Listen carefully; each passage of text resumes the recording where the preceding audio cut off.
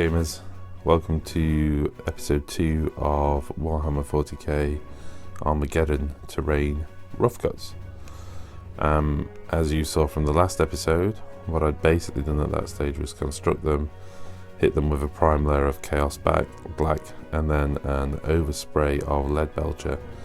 So the next stage was to add some base colours before I do a single wash over the entire terrain, and then weathering and highlights. So base colours, I chose to go with the Forge World Air range, which was the Castellax Bronze, and we also had the Phalanx Gold, along with hand painting on Avalon Sunset. In some instances like this, the Avalon Sunset was actually sprayed on, so that was coming out the can, and then I was just overspraying with the bronze. But if we just take a look at this as a typical piece, Avalon Sunset painted into the recesses of the large panels, so it's super fast, wide chiseled brush, not too careful around the edges because there's going to be such heavy weathering and wash on all of this, it really didn't matter. So that gave me the yellow inset panels, large panels. The next thing was to make the steel of the edge of the panels stand out by simply airbrushing the Castellax Bronze into the recesses. Again, if you don't have an airbrush, that could easily be achieved just again with a wide chisel brush, and well, to be honest, you could even use the airbrush paint and just wash it on almost and do 2 layers of it. Again, the bronze airbrushed onto there, and as you can see, finally then I returned with the Phalanx Gold just to bring out some detail before the wash goes on, because remember, I am going to be sort of dry brushing and hand painting some detail back in once the washes have gone on. Just another example then, as you can see, just picking out bits of detail, and you can see, look, overspray and those kind of things. Like I say, at this stage I'm really not worried about those things. I can just quickly go back over with a wash.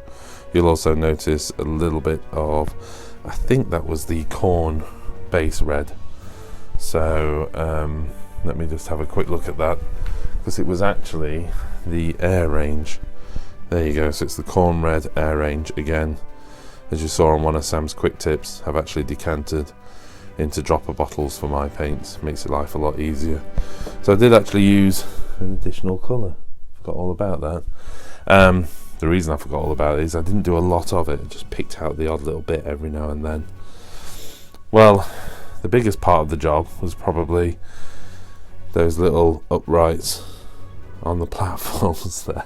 And it is funny when you're painting something like this, you make a decision that you think, I'll just add that, because what you want to do is, it's kind of, when you're doing scenery like this, is pick off bits of detail that will catch people's eyes.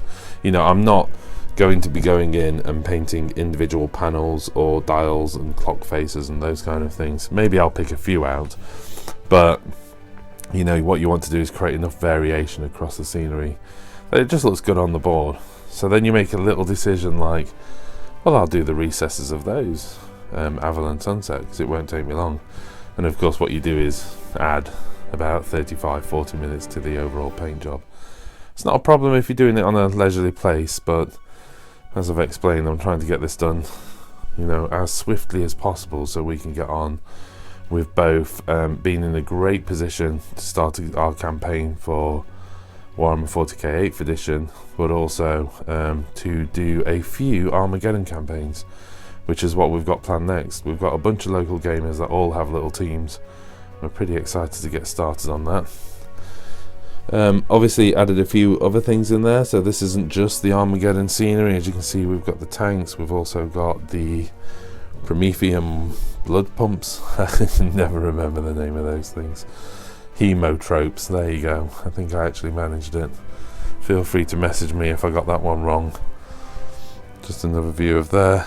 As I mentioned earlier, all of this comes apart so we can be as modular as possible. Again, the platforms all come apart, and the thing I mentioned in the last video is whilst it looks like I've done it completely modular, I wanted to follow the instructions, so these can all be essentially clipped together still in the style of the original box sets that were released. So you can still essentially put the kits together as they were intended. Whether we'd ever do that or not, I don't know, but I just found it an easy starting place for a terrain piece like this. There's so much of it. I just kind of figured, well, worst comes to the worst, I can always just put together the scenery out of the box, and then if it gives me other opportunities, then great, that's a bonus. I mean, as it happens, by making a few decisions about keeping some pieces separate, it's actually enabled me to do quite a lot of variation.